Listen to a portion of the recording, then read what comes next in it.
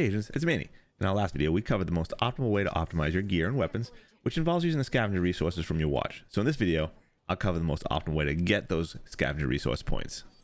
Before we start, if you're new to the channel, please hit the subscribe button and ding that notification bell so you know when there's new videos. And if you're looking for someone to game with, you can find me and other players in the Militia Discord server. The link is in the description below.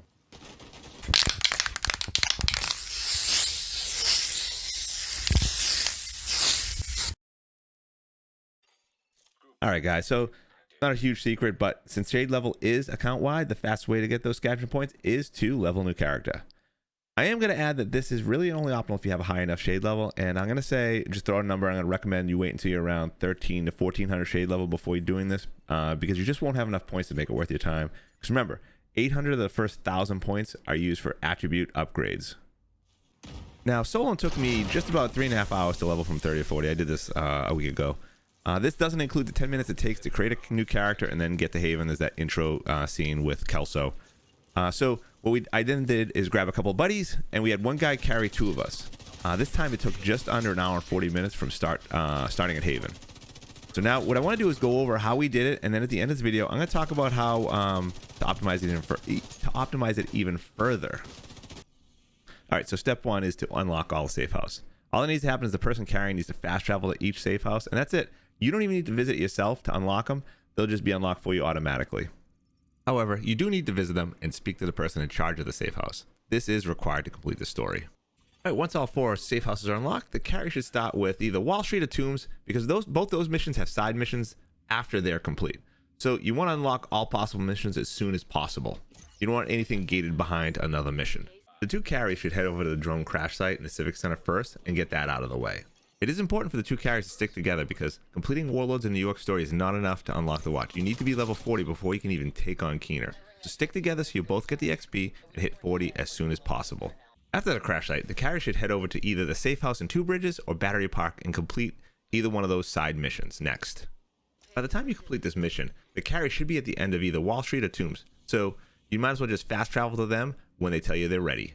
Once you complete that mission, fast travel back to either Two Bridges or Battery Park Safe House, depending on which one you have not already completed yet, and start that mission. The carry should head over to Tombs if they completed Wall Street, or Wall Street if they had completed Tombs. Now it's just a matter of rinse and repeat. Once the carries complete the side mission, the carrier should be at the end of the main mission. So once again, fast travel to them and complete that part of it. Since we just completed Tombs, and we've already completed the 2 side missions that are in front of Pathway Park and Strand Attacker, we can just finish up the Civic Center manhunt. So fast travel to safe house and head over to the police station. You can do the same thing if you're on Wall Street at this point, and just head over to the safe house and then go do the mission on the piers. The carrier will of course either go to Pathway Park or Stranded Tanker, one of those 2. The only 2 missions, main missions still left out there. Now while you're leveling, you're going to want to make sure your gear's not more than 3 levels below your current level. So every couple levels, take a moment, go through your gear. It only takes about a minute and can make a world of difference when doing the missions. My recommendation is pick gear with the highest weapon damage as long as it's not 3 levels lower than the current level.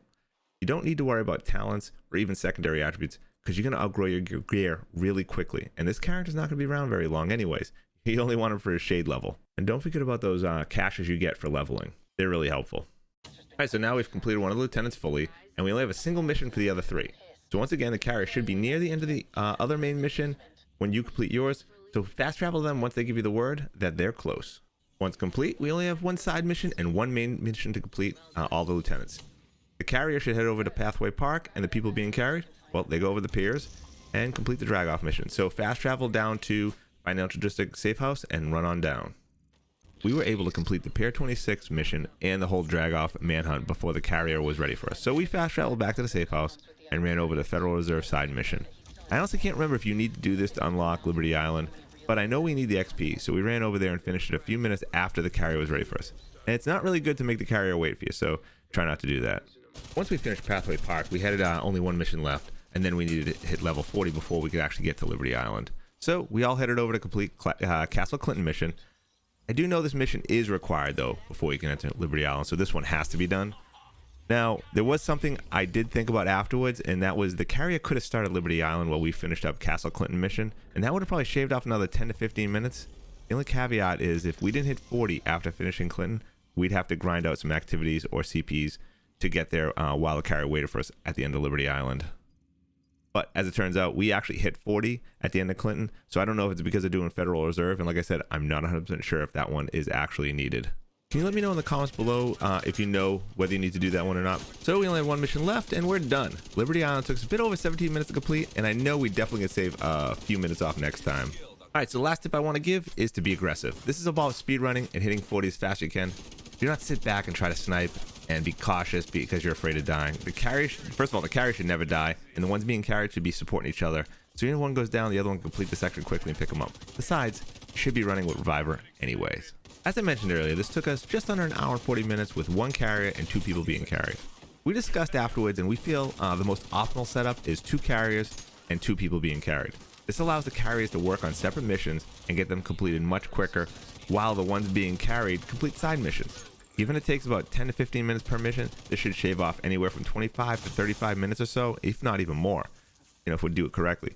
We're thinking we could probably finish in an hour, not including the time it takes to create the characters and get to Haven, which is about 10 minutes. So this would then allow you to switch roles and carry the other 2, so you're looking at a total of 2 hours to level a character. And that's all I have. I hope you enjoyed this video and found it helpful. If you did, please hit that like button below and leave a comment if you have any questions. I'll do my best to answer them. If you'd like to see more content like this, then please smash that subscribe button. And you can also hit me up when I'm live over on Twitch at twitch.tv/Maniocrity, where I stream Friday, Saturday, and Sunday evening starting at 10 p.m. Eastern Standard Time. Till next time, agents, happy hunting. My time's up. Wait, what did you do?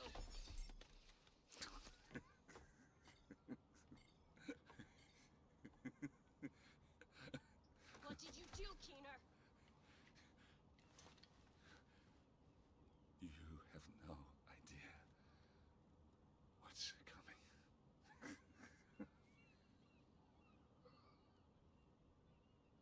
Rogue agent deceased.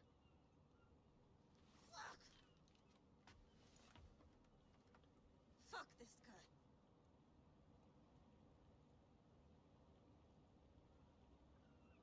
Come on. Let's get back to Haven.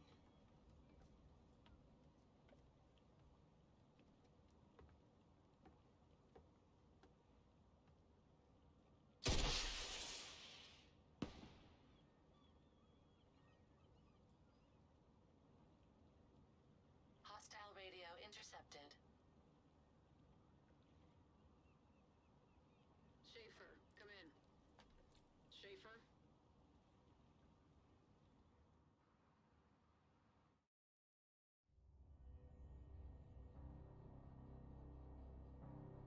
Schaefer, do you read? Listening. Fall back. Keener's dead. You're back with Uncle Rick, and wouldn't you know it? And listen,